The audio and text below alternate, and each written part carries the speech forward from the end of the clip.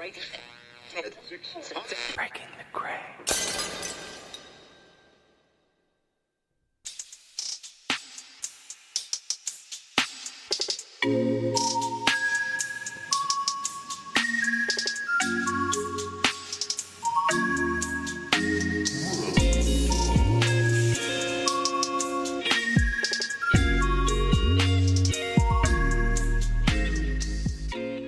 The Rebel Scientist podcast is back.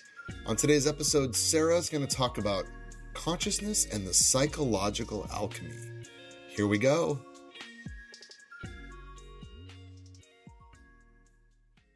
Sarah Turner, the Rebel Scientist, Russ Eisenman, we are back. So excited to have another moment with you. Every moment I get with you is another eye-opening, mind-blowing experience. I am now practicing the quantitative self. I'm focused on balance. I find myself wanting to go forage outside, although it's raining today. But still, I think the rain might expose some more great things out there. We have touched on so many exciting topics and amazing topics. I think this sort of practical guide and understanding of biohacking is really sparking interest with a lot of people. And I'm really excited about today because I think this is something that is such a scary time for people, but it's something that people are dealing with right now and immediately. And it's not stopping, which is this stress in a COVID world. And how do we maintain our happiness? And let's start with let's talk about it. What are the things that people are dealing with right now in this COVID world and the stress? Yeah, Russ. Well, it's good to be here. And yeah, you're right. We're going to talk a bit about stress because it's something that we're all dealing with. And I know certainly people that I've been talking to, this is the major thing that's going on. How do you get some kind of balance in this kind of crazy world that we're in right now? And so it will be good to talk a little bit about some of the strategies, some of the things that I've been doing. I know you've been doing some of these things too. Also, how do you find your way in amongst all the information? How do you navigate that? Because at the moment we're just getting bombarded with information from all sides. And, the information that we thought was right last week is turning out perhaps, to be slightly different this week. And so it goes on. So yes, it would be good to chat about some of those things. That's such a challenging topic right now because there's, I know where you live, you've had a little bit of it. We have a lot of it, which is this misinformation or disinformation around what is truth. And we talked about this early on in our podcast, but what do we believe here? I always like to trust doctors and scientists. They saved my life. I'm sure you as well, but how do we deal with the mixed messages? So I think it's really about a time of personal responsibility. And I know we've said that before also, but really now is the time where you do need to do your own research, look to see what's out there, and also question these authorities that we're getting things from. I mean, I know that I've gone down quite a few rabbit holes recently because when you start to actually go back to the source of information, you do often find that something has been simplified to the point where it's nonsense and you have to take your own judgment. But perhaps some of that is about recognizing that there is always an alternative side, and maybe even just making some psychological adjustments about how you deal with that. Because, it could be that we're not going to get to the bottom of some of this until a little bit later on. And, and that's very frustrating too. So it would be cool to talk about maybe some psychological and physiological tools we can do to even maintain a balance in the mystery of all of this. Because, there's only so much research you can do. And with the best of intentions, there's a lot of things that we're just not going to know right now. That's right. And it's everything from what is COVID, how does it spread? It started there. It won't catch up to us, and it's starting to. Should I wear a mask? Should I not wear a mask? But it's also, how do you personally deal with it? How do you personally deal with kind of filtering through and trying to find the right information? You mentioned rather the most important thing, which is taking personal responsibility. How do you do it? I think. Well, at the moment, I get all kinds of messages because I have such a broad spectrum of contacts and friends, from the real far out conspiracy theory, like out there brigade, right up to, scientists who are working on papers and are really much more conservative. And I tend to give weight to people that I trust and who I know are actually doing their own research. But I think it's also about having an awareness of your psychology and maybe stepping back and seeing, okay, what are my beliefs in this? What am I bringing to this myself? How am I being influenced? And I would recommend for people to watch. I watched the movie Social Dilemma the other day, about social media and how that's influencing us. And just recognize that you're not getting unbiased information. You're getting information that's been deliberately biased to your viewpoint. So when you're getting your view reinforced, you do need to question that too. Yeah. So I'm not going to pull down on any one side of this debate because, well, I could do because, of course, I kind of have made some judgments about it. But I think, yeah. Well, I mean, it's exactly right. And I think, these are, we're in such a unique time. And the stresses that we're dealing with are so unique and so different that I think even that's a shock to the system. But what are some of the more unique things that people are dealing with right now? I mean, it's a new kind of stress, and you're alone. The people you surround yourself are via Zoom or FaceTime. These people aren't with you. You're not going to a pub and sharing a beer and saying, "Wow, that was a crazy pandemic." You're at home. Definitely. What are some unique things? Sorry, Yeah, I think you're right. Isolation is the biggest thing we're dealing with right now. And from an evolutionary point of view, we're not meant to be on our own as humans. We're pack animals. Really? We're meant to be social creatures. So I think there's a lot of repercussions from that. I mean, I was speaking to some of my friends who were all over the world, and we chat on various Telegram or whatever. And they said, a lot of the problems are being caused by just that fact you mentioned. People can't go down the pub and kind of get a reality check from their friends. You're kind of living and, you're going over your own point of view. So that's a big thing. And actually, I think that's bigger than people account for. This whole thing about how humans actually process information. And the way we normally process information, is you speak to your friends, you speak to your family, even in a jokey way, people challenge you, and we're not getting that. And also our physiology has a part in that, because from a physiological point of view, we're meant to be with people. So our bodies then start to become stressed, and that also influences our ability to think.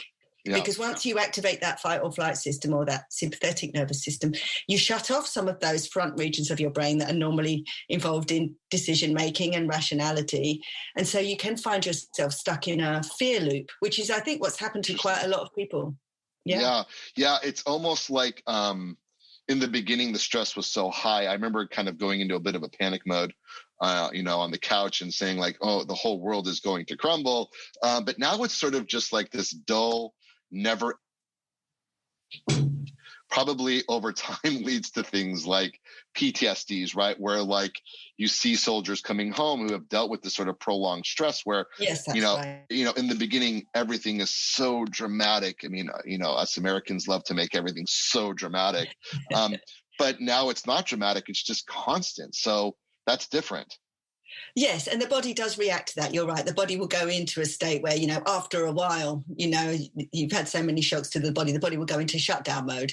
That's another part of the stress system, is just to disassociate. Yeah. And of course, that is something, that people are doing, and it is becoming a worry. So I think being aware of what's happening with your own self, being aware of the messages you're giving out, how are you connecting with people, and also being aware of your own physiology. I mean, there are lots of signs that perhaps you're not on top of this. One of them is, if people not getting dressed, not getting out their jammers, not wanting to do anything, not, in the end, you don't want to speak to your friends because wow. I mean, it just sparks so many thoughts of, are we losing our empathetic? Are we losing the empathetic side of ourselves because we are isolated and we're protecting ourselves from a pandemic? And by not being in touch, literally and physically, physically and virtually, does that impact the loss of empathy? I mean, if we become disassociated, we lose empathy, and then all of a sudden, what are we just going to become a bunch of serial killers? I don't know. Let's hope not, Russ. I hope not. I like the extreme viewpoint. At least we can always come back from that. The American drama.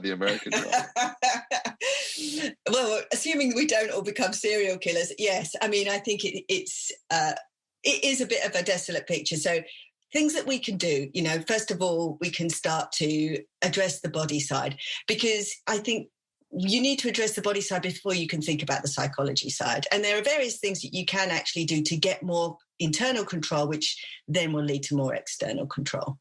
So we can talk a bit about things like mindfulness practices, to get a perspective so that you are actually able to think, to get a bit of space. And there's some very, very simple things you can do.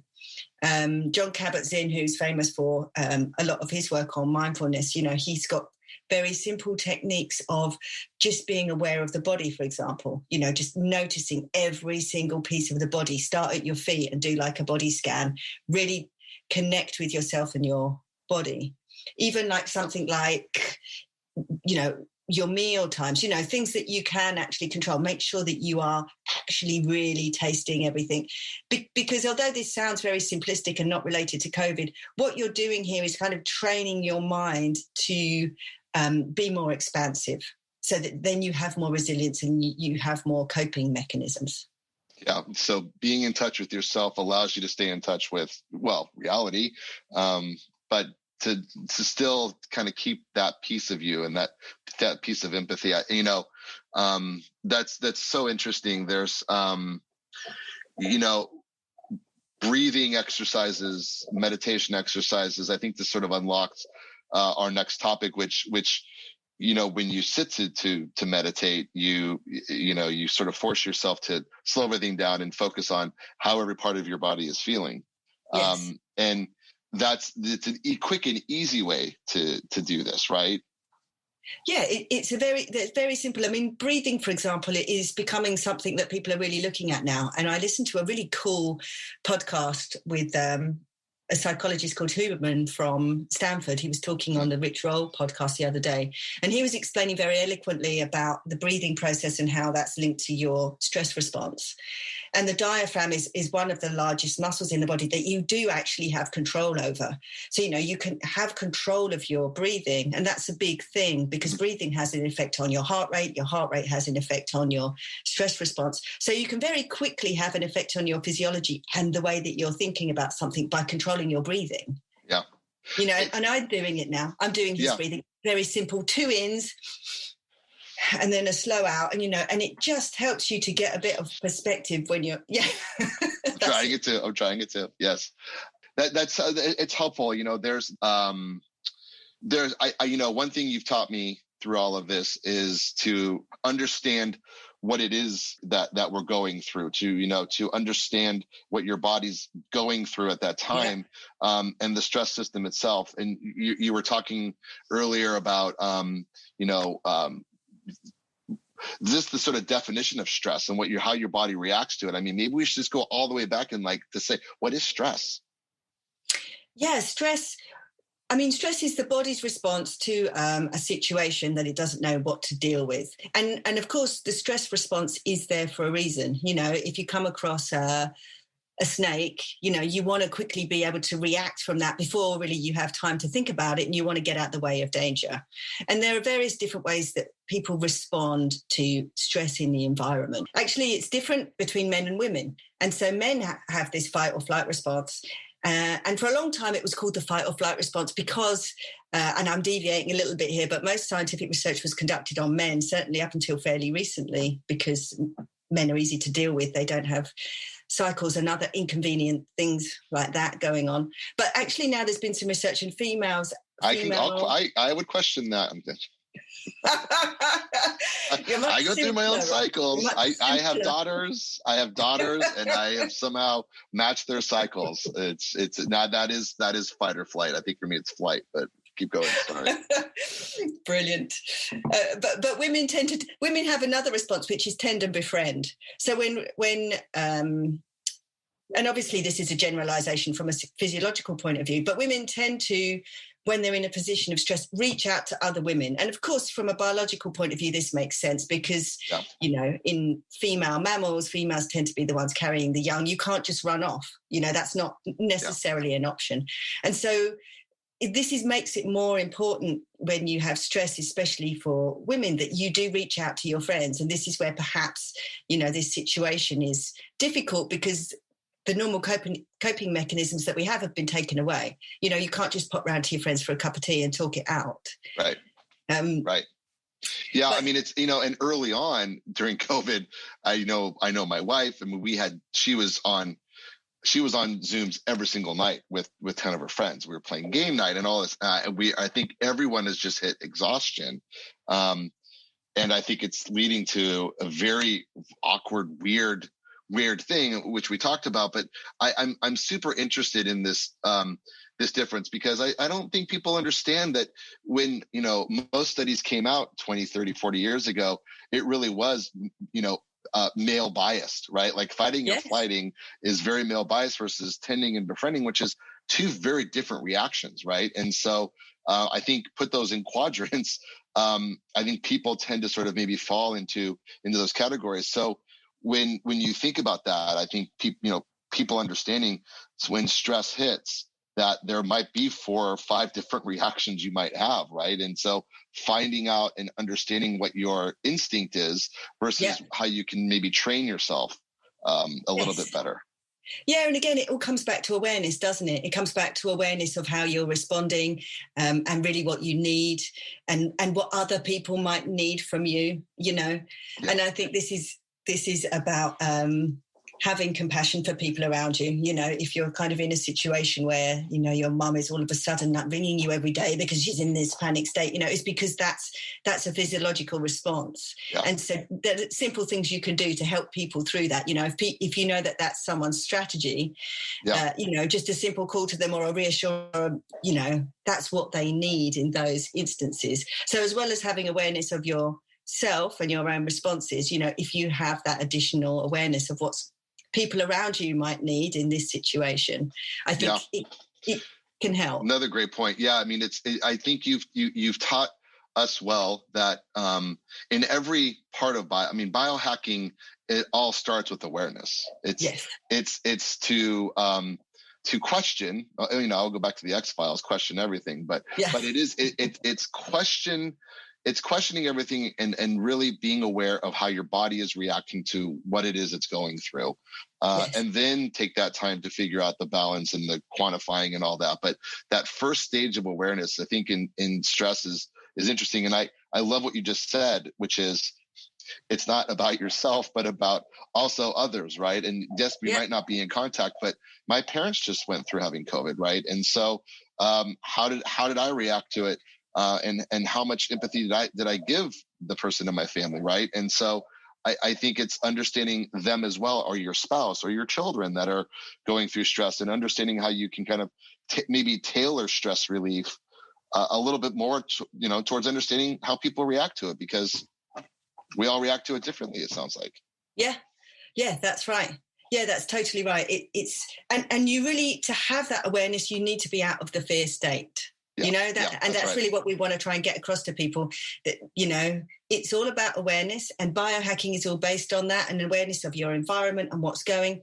But if you're in this state where your nervous system is totally triggered, it's very difficult to get there, So there are very simple ways and practices that you can kind of incorporate into your day that will enable you to actually get yourself in a position where you can have that awareness. Yeah. I think lesson 1 today is, now that we're all kind of out of our fear state and sort of in this sort of desensitized, dull fear, we now know that there may be 4 or 5 different ways as humans that we react to stress. Understanding that for ourselves, understanding that for others around us. Be kind. Everyone's going through something different. I always like to remind people to be kind. Every time I go on Twitter and I see the craziness, and people are just so unkind. I just wish people could be more kind. And I think through kindness and community and coping strategies, and, to be a community, you have to have kindness, right? You have to actually care about other people. Let's maybe lean in a little bit to community and talk a little bit about that.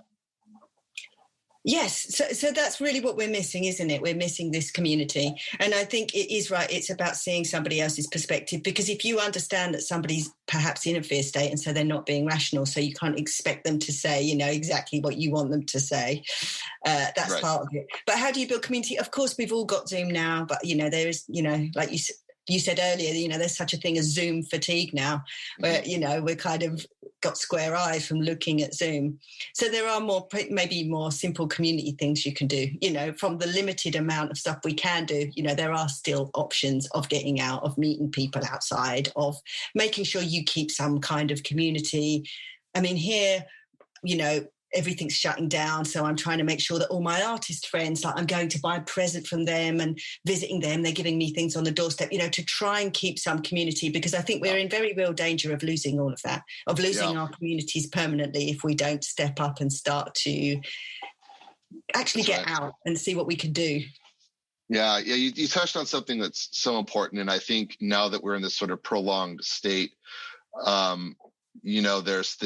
there's this ability to just, you can shut it off. And for people who suffered from depression prior to this, it has to be very scary for them. And it's almost like, we as humans have to try harder to maybe take care of those people. And, creativity is a really interesting thing you brought up, right? Like creative and artists and, creative, being creative is always a great way to deal with depression. It's a great outlet. But how can we start thinking a bit differently and maybe bring up creativity a little bit during this time period? I mean, I know personally, I've never been in a greater creative state. Paul, our business partner, and I have written more words on screenplays in the last 8 months than I've ever written in my life, just because it's given us time to be creative, and it's this outlet. Is there something there? Is there something that, like, maybe being creative and creating that moment for yourself?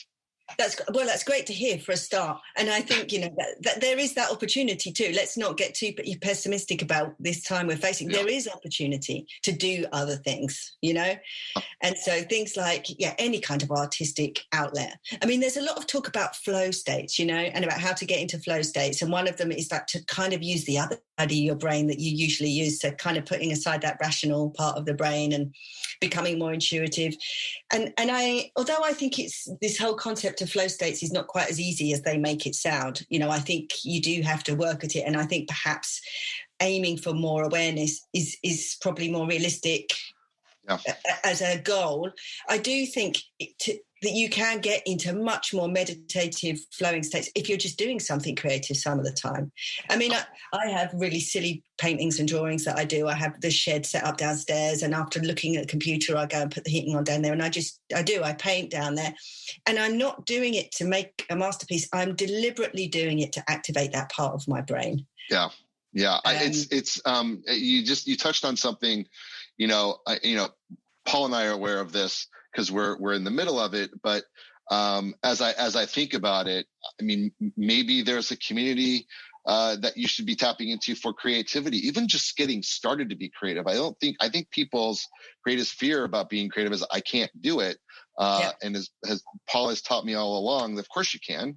You just have to start putting your pen to paper or your brush to canvas. Are there tips that you have around that kind of can help people now? And we've talked about a lot today, but let's go through some of the top tips. So really what we're talking about here is getting into a better state of mind, isn't it? Really, it's about coming out of this kind of fairly depressive and stuck place where a lot of us have been, and there doesn't seem to be an end to this insight yet. So we're kind of in we thought we were doing a sprint. It turns out we're doing a marathon, and we didn't even know. Yeah. So things like getting into the body, movement, of course, walking, even something like vision. I mean, your eyes are part of your brain, and so that's totally involved in your environment around you. Looking at a screen can lead to a kind of stress state. Anything which broadens your horizons, it actually changes the way that your brain processes information. I mean, there's something called eye movement desensitization. That's an actual therapy where it's just about moving your eyes. But you can do it yourself by walking. If you're walking somewhere where you're not you've got a different horizon. Very, very simple things. And to touch back onto episode 3 here, go out in the morning and get some of that red light too. Yes, of course we have to do our circadian biology. I mean, that would definitely set you up for the day. That's right. And I mean, and you talk about movement, move your body, get out. I know my hips are killing me from sitting all day long, and I have to intentionally stress. I heard George Clooney yesterday say something so fascinating about pain management, that training your mind that this is your new normal, right? That pain is your body mourning of how you used to feel. And I feel like the sadness and some of the depression, maybe he touched on something that's what we're all going through, which is I think we're all kind of mourning what our life used to be like. Yes. And there are ways for us to maybe just keep in touch with how, the life isn't over. We can still go outside. We can still, create a pod of people that we can be with. Yes. We can, therapy is super helpful, right? You mentioned that a few episodes ago around therapy. Yeah, therapy. Yes. I mean, let's say I was in California, and so I had a therapist, very Californian of me, but actually it was really, really helpful, and it's something that I hadn't considered before. And of course, I mean, if you can go and see someone in person, great, super, do that. If not, you can have a good therapy session over Zoom. That's great for kind of looking at blind spots, because there are some things that you can work out for yourself, and there are some things that you just, it's good to have that input. That's like I say, in England, I think we do our therapy, best therapy down the pub. Everybody goes, people challenge what you're thinking, and then you have a different perspective. In these times, having a therapist, and there's all kinds of different ones depending, on what you're looking to explore. Right. Existential, Jungian. Jungian therapists may look at things like your dreams, what's going on in your subconscious world. I think we're going to talk a little bit about that next week. Yeah, for sure. Things like dream work, record your dreams, anything that gives you that bit of extra insight. Yeah. I found sleep being far more peaceful as I've gotten into this. I don't know. I mean, I started taking a little bit of melatonin just to sort of get me to sleep a little bit better. And I'm finding that my dreams have been so incredible. And I've been writing them down, also coaching from Paul about great creative moments, right? Of like being able to, capture your dreams and write them down, because especially when you wake up first thing in the morning, I was listening to Jeff Tweedy, who's the singer of one of my favorite bands. And he mentioned that his self-destructive mindset doesn't wake up until about an hour after he really opens his eyes. So that's when he writes down all of his creative ideas. So he does all of his, beating himself up about an hour after he wakes up. So he gets a little bit of a window to be creative. But, there's something, I think, there's something important that we've been going through here in the US, and I think that others have as well, especially kind of really COVID has kind of unleashed this questionable trust thing and disinformation, and communities versus cults. And I think I think it's important to talk about, because it's tapping into kindness versus tapping into people's anger, right? Using kindness as an embrace for community versus using anger as an embrace for cults. And it is a very fine line between community and cults. And I hate to say it, but I think that people that are being driven by fear and anger may feel connected to that community, but in reality, the true community is the one that's embracing you and empathy to others and kindness. How do we balance that? How do we know that we're going in the right direction and we're not falling into fear? Maybe it's my own bias. I don't know. But do you think like a cult is, do you think that, I mean, you're saying cult, I think a lot of people would think of like very extreme, and that's definitely not them. But do you think like people who get sucked into all kinds of different conspiracy theories, or people that buy into even conventional theories and do so without actually considering what's going on? Do you think that's the same thing, Russ? Is that what in your definition of cult also? I mean, maybe it's the beginning of it. I hate to, I mean, it can lead to some pretty awful things. I mean, we see it all day long of people in the grocery store saying, I'm not wearing a mask, and spitting on people. And I mean, terrible things, and treating people horribly. And, you you mentioned flow states, and I go back to, can we create a flow state with those people in our lives that might be living in that other reality, right? You watch The Social Dilemma and you have your own bubble. How do we burst those bubbles and create the ability for us to kind of break through that? Because I find that maybe because we're so isolated that we get deeper and deeper into those holes and those bubbles. Well, I think it's about compassion, isn't it? Because people who are in these very rigid mindsets, I think it's because of everything we spoke about. You know, once your fear networks have been turned on, it's very difficult then to rationally think about what you're doing. And that's just the way that humans work. You know, if you put somebody in that kind of state, it totally explains that behavior. I mean, and it explains a lot of behavior through history. I mean, we've gone through a lot of things through history where you think, well, people couldn't do that. I mean, look at the slave trade. You know, I think most people would say that they don't agree with the slave trade. And yet at the time, almost everybody did. And I don't think it's because they were horrible people. I think it's just because, you know, if something is told to you by somebody in authority, or someone that you trust, or, you know, if you've gone to an internet source and it's someone that you look up to, a political leader or whoever it is, you know, you are vulnerable to taking on those beliefs if you don't really have yourself sorted out with regards to your own psychology and your awareness. So I think it's about having compassion for people when they're into cults or far out views or any of these things, because it's a human trait, and all we can really do is manage our own states, be compassionate to people around us, build communities. Really, again, it comes back to yourself, doesn't it? And how you are responding to those people and the compassion that you have for that.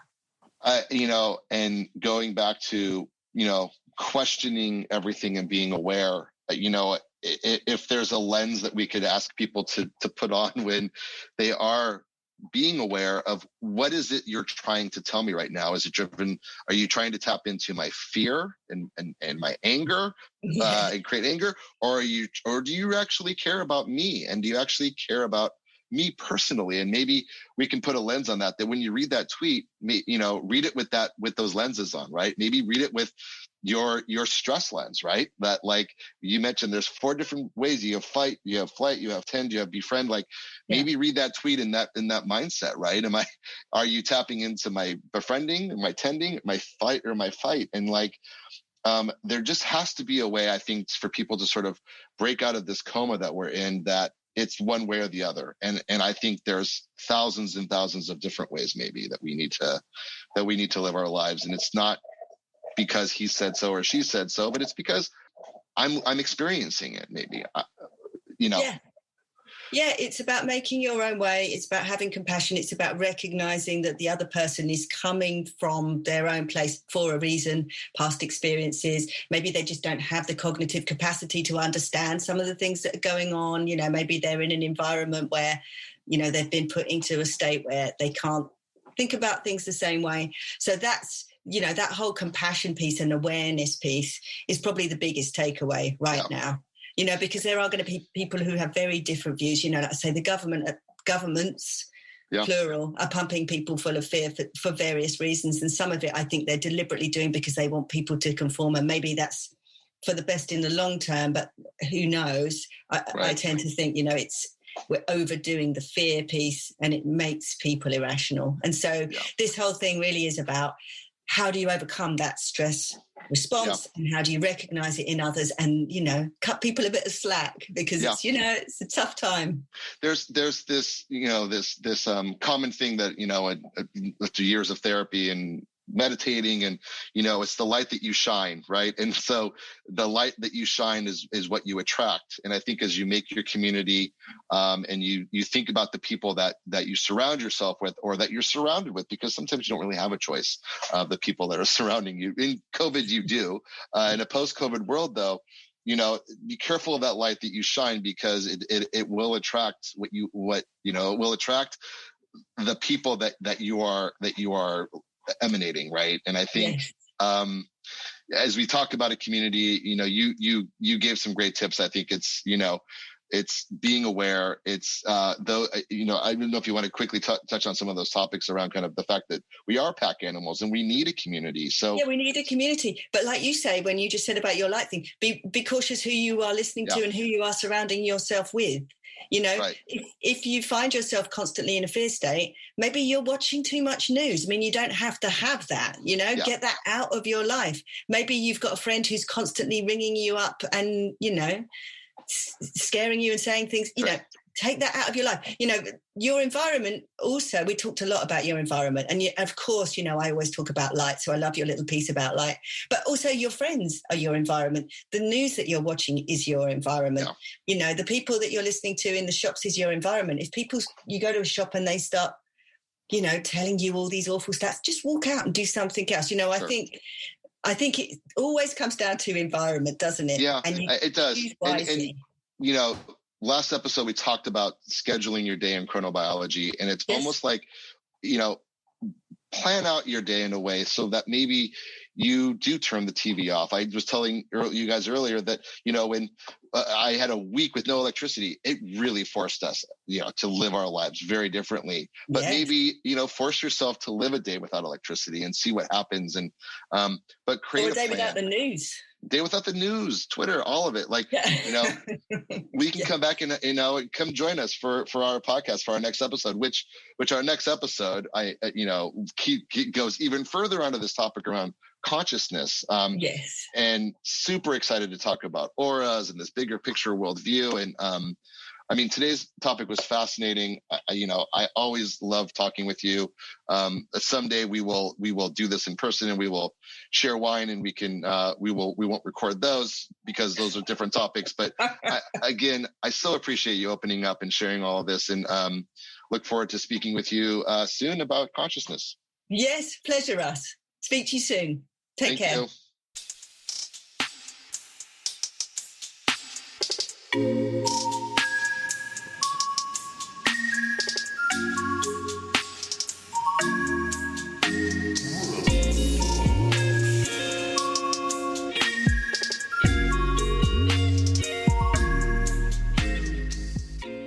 The Rebel Scientist Podcast is a Breaking the Gray production, created by Russ Eisenman and Paul Wood, hosted by Sarah Turner, music and sound editing by Logan Shea.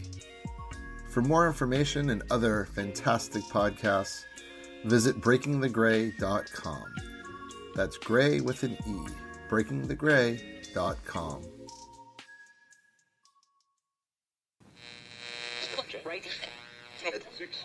Breaking the Gray.